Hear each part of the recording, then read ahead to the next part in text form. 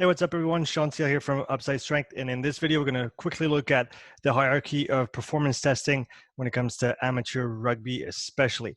So first of all, why do we test? These 4 different points I've stolen from Kier When I'm Flat, so rugby strength coach on Instagram. Definitely check him out if you're not familiar with him yet. So the 4 main reasons why we test: number 1 is to try and predict performance. If we can have tests that have good reliability and actually good predictive value, we can tell if the performance of a test improves. We can then tell if that player is going to be better on the field or not. Another good reason to test is for talent detection. So if you have a squad, maybe you have youngsters, and you want to see who sticks out already at a young age, testing might be a good way to see who is already ahead of the curve. We also want to test to improve training planification.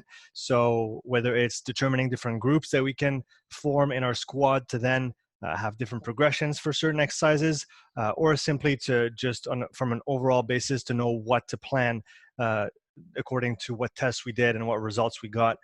So that's an important reason why we test. And lastly, to verify the efficacy of a training protocol. So if we train, we want to make sure that what we did from a physical performance standpoint is actually helpful. And so testing before and testing after can give us a good indication whether or not that protocol was helpful. For me, the hierarchy of performance testing is the following, especially, like I said, it's talking about amateur rugby. We're not going into all the stuff that the pros do. So for me, you have to start with conditioning, no matter what test you decide to do, whether it's a Bronco beep test, half Cooper, 30-15. There's others as well that you can use. I'm pretty agnostic when it comes to that. I think you should pick the test that works for you, the test that you understand, the test that your players understand, and the test that's going to give you the most information to then do a better job as a coach, whether it's a rugby coach or a physical prep coach. If once you've passed that kind of stage of conditioning testing, I think speed is the next most important one.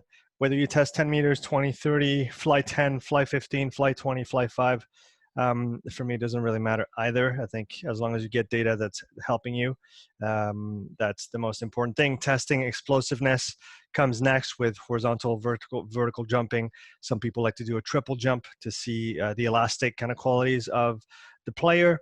Next in line, strength testing. So all the basic movements: squat, hinge, push, pull, whether it's a bench press, whether it's a weighted chin up, whether you're doing planks, all those kind of things. RSA stands for repeat sprint ability. Kier When I'm Flat put out an interesting presentation on the tribe test that he's formulated for his American football players. I think something similar can be done with rugby players, especially with the backs. I think the jury's still out when it comes to the forwards. What would be most helpful? I think that a repeat high intensity upper body effort test would be really interesting for the forwards, but I haven't fully developed what that would look like yet.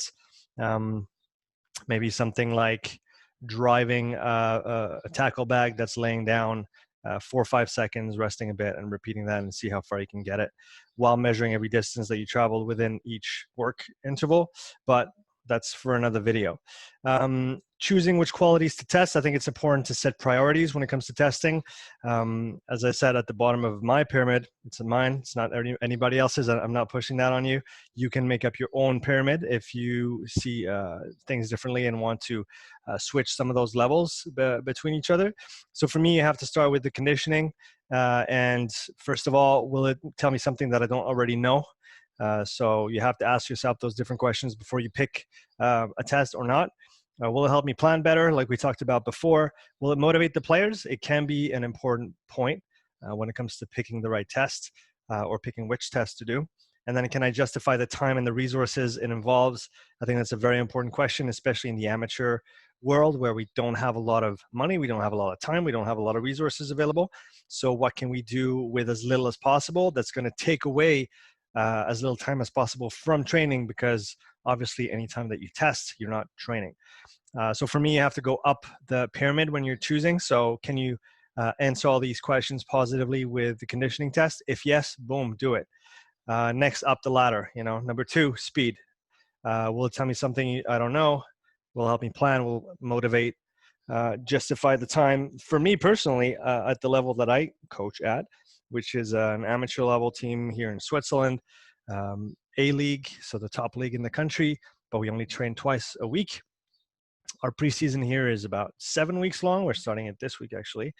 And I personally cannot, as a physical prep coach, justify the time that it would take to speed test all my players.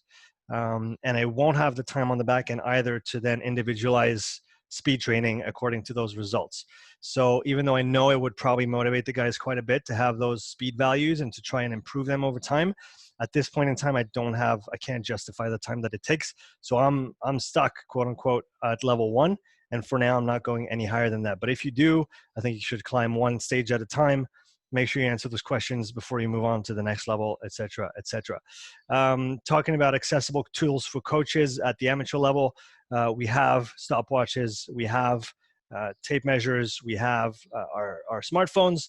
When we talk about the explosive testing and the speed testing, something to look at if you're not familiar with it is the MySprint app and the MyJump2 app, which are both very, very reliable measuring tools.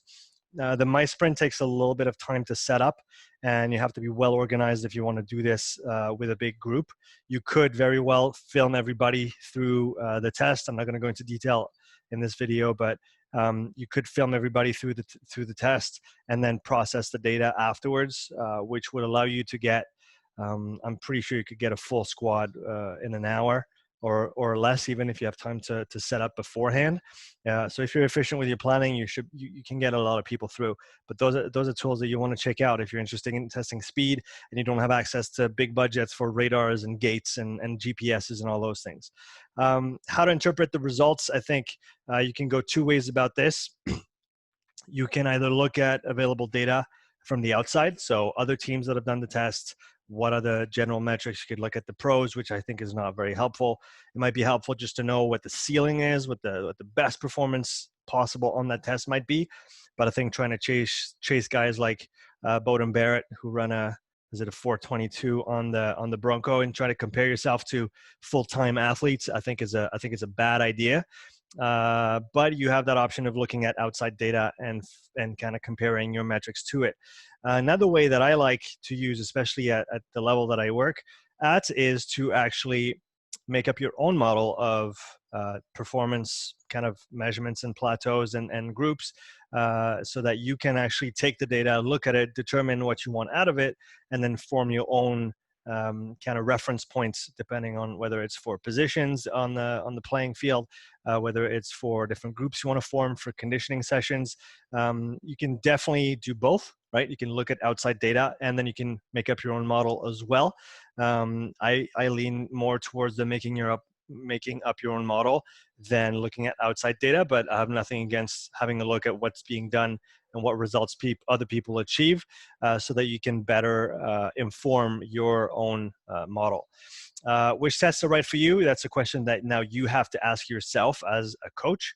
So going through the different questions that I outlined before, to going up the pyramid to determine which tests you can actually justify doing and you should actually do with your squad. And then out of all those tests listed, which ones are the right ones for you? That's definitely the next step. If you want to take that one step farther. The goal of this presentation is definitely to just make you think about those things. Not trying to impose anything, but I think it's important for us as coaches to have a thought process behind why we do certain things and why we don't do other things. And so if we can actually verbalize that or put it down on paper for ourselves, I think it'll make the whole field move forward. Getting to the end here, so if you guys have any questions whatsoever, I'm happy to answer them in the comments of the video. So make sure you leave them below. It was a pleasure chatting with you guys, and we will talk to you soon for the next video. Ciao.